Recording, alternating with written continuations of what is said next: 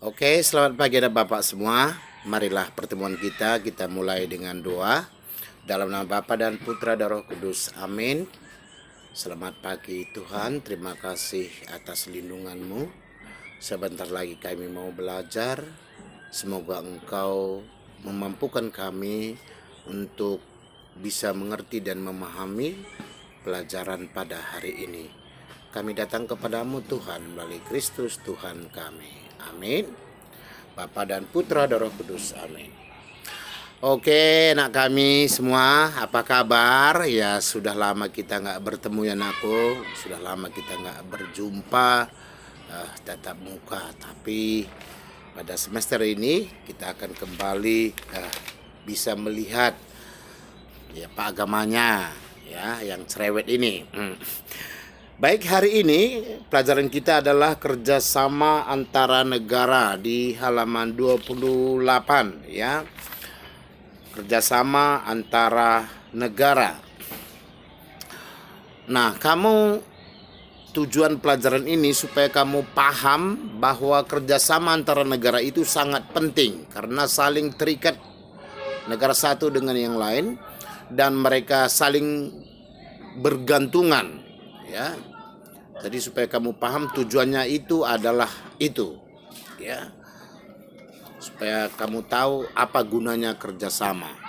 Oke.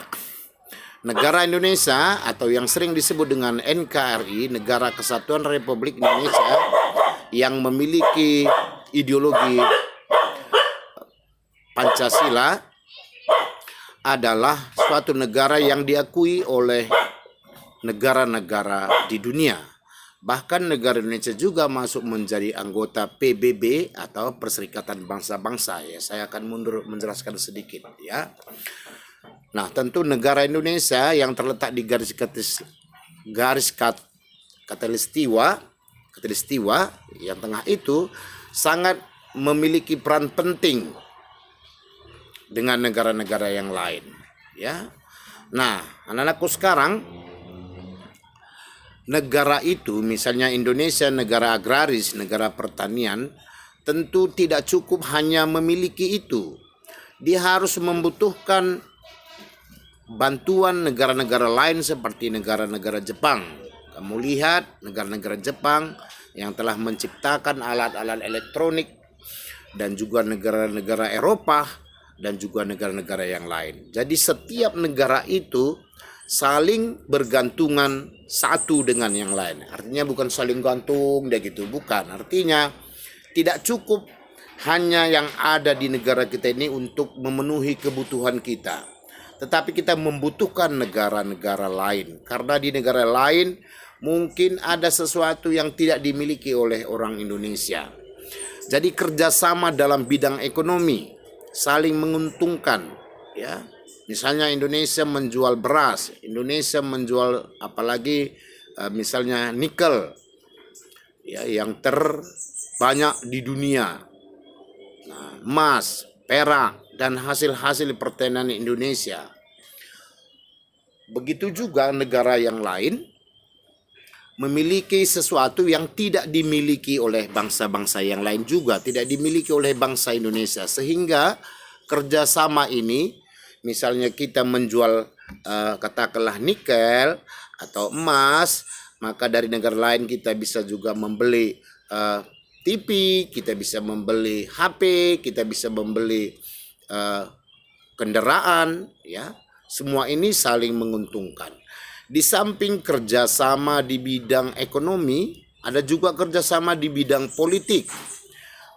Ya, bidang politik. Ada juga kerjasama di bidang sosial atau kemanusiaan. Nah, di bidang kemanusiaan ini sifatnya betul-betul seperti ajaran agama ya. Kamu pernah dengar itu waktu negara kita, tepatnya di Aceh dan juga di Jogja, mendapat musibah bencana tsunami. Itu pertama-tama kalau nggak salah saya itu langsung datang pesawat Amerika atau helikopter itu membawa makanan, membawa tenda-tenda, membawa alat-alat kesehatan. Dan mereka membantu, bahkan tim mereka juga ada khusus untuk relawan mereka untuk membantu. Jadi itulah kerjasama antara negara tadi.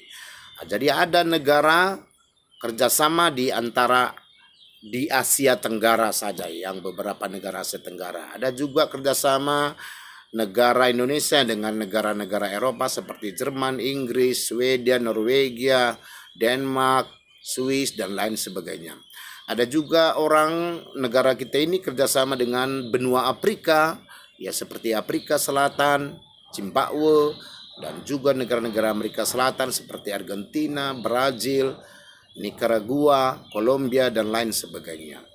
Jadi semua biasanya negara itu saling bekerja sama karena mereka sadar bahwa mereka itu memiliki kekurangan, dan mereka juga sadar bahwa haruslah bergantung juga dengan negara-negara yang lain.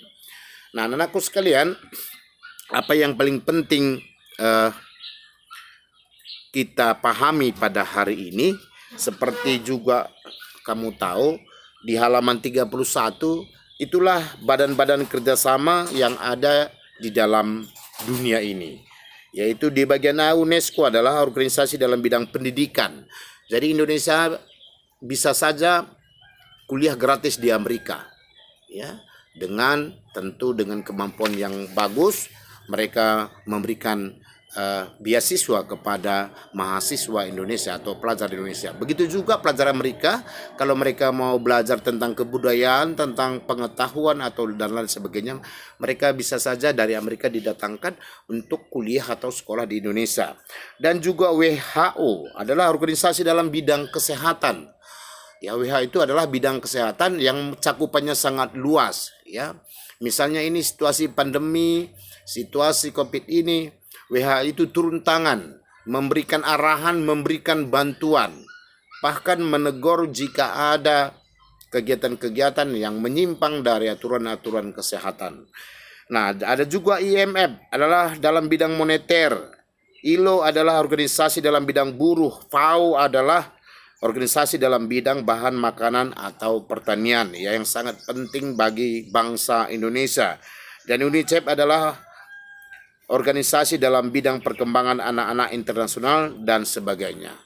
Jadi bisa dikatakan Indonesia ini kalau seandainya ada anak-anak dipukul orang tua atau bangsa itu melantarkan anak-anak dengan sisaan yang keras, maka organisasi ini akan turun tangan, ya, turun tangan.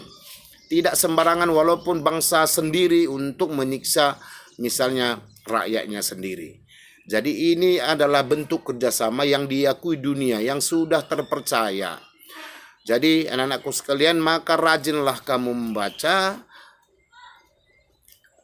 di buku kita dan buku-buku yang lain, supaya kamu itu paham sebenarnya bahwa setiap negara itu harus selalu ada kerjasama satu dengan yang lain. Jadi tujuan utamanya itu adalah supaya saling menguntungkan, saling membutuhkan, saling memerlukan.